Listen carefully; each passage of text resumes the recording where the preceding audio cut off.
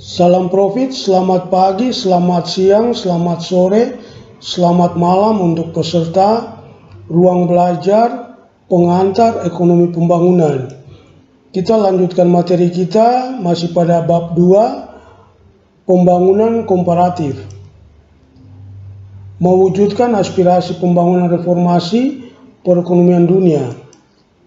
Pertama, nasib negara-negara berkembang secara keseluruhan tidak akan membaik hanya dengan tampilnya segelintir negara berkembang yang berhasil dalam menjalankan transformasi sosial dan ekonominya.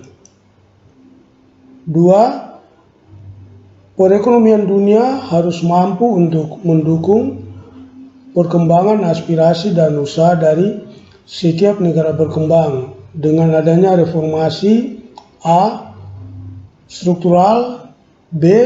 Sikap, C. Kelembagaan.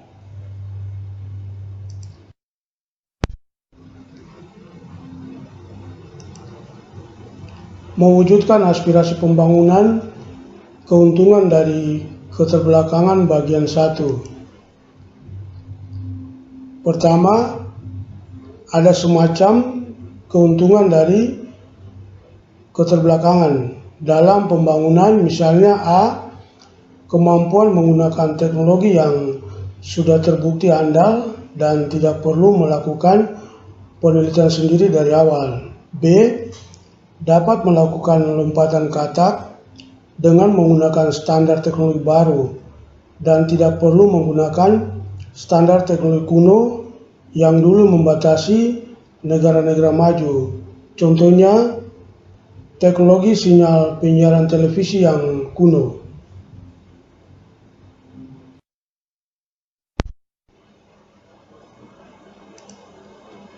Mewujudkan aspirasi pembangunan, keuntungan dari keterbelakangan bagian 2. Pertama, negara berkembang juga dapat memetik pelajaran berharga dari berbagai kebijakan ekonomi yang telah dicoba di berbagai negara di seluruh dunia. 2. Keuntungan-keuntungan ini akan sangat bermanfaat jika perekonomian tersebut berhasil mencapai pertumbuhan ekonomi modern yang berkesinambungan seperti yang dialami Taiwan, Korea Selatan, China, dan beberapa negara lain yang mengikuti jejak mereka.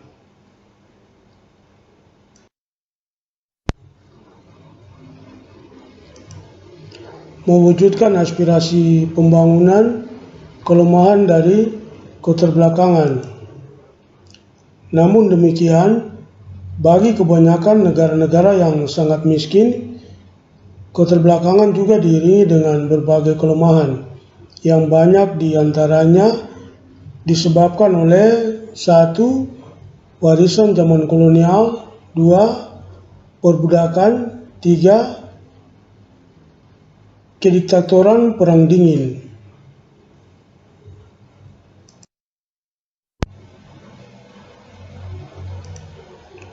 Mewujudkan aspirasi pembangunan. Dalam kasus manapun, negara berkembang secara umum harus melakukan lebih dari sekedar meniru berbagai kebijakan yang diambil negara-negara yang sekarang maju pada masa awal pembangunan ekonominya.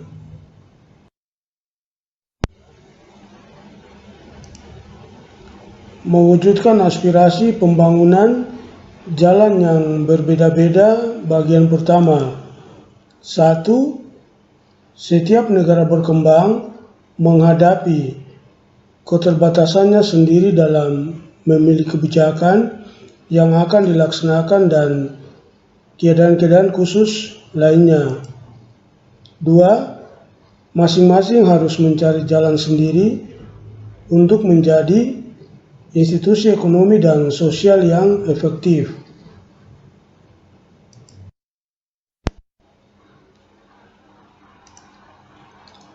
Mewujudkan aspirasi pembangunan, jalan yang berbeda-beda bagian 2. Masukan yang penting bagi perumusan kebijakan berasal dari contoh-contoh yang ditawarkan oleh pengalaman masa lalu dari 1.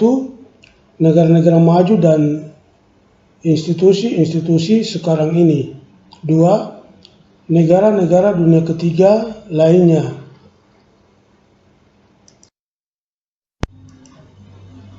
Mewujudkan aspirasi pembangunan inovasi institusi.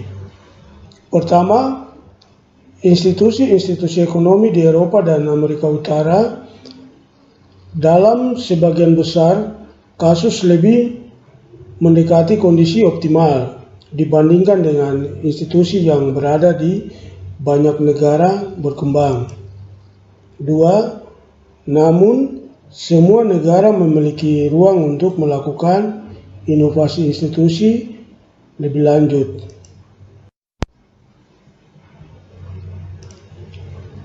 Mewujudkan aspirasi pembangunan, asumsi yang dihindarkan. Perlu diingat bahwa negara-negara berkembang tidak dapat mengasumsikan tanpa penelitian lebih lanjut bahwa mempolakan kebijakan dan institusi mereka seperti di negara-negara maju akan memberikan jalan tercepat bagi keberhasilan pembangunan ekonomi.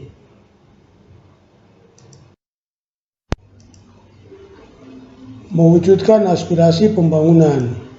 Pertama, kebutuhan akan pembangunan tidak bisa ditawar-tawar lagi, dan jebakan kemiskinan merupakan hal yang benar-benar harus kita hadapi.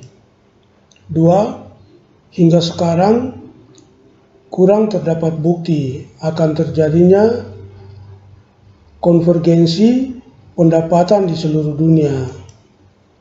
3. Namun, pengalaman selama 50 tahun menunjukkan bahwa pengentasan kemiskinan dan memulai pembangunan yang berkelanjutan bukanlah hal yang mustahil. Terima kasih atas partisipasi peserta pada ruang belajar pengantar ekonomi pembangunan. Sekali lagi, terima kasih.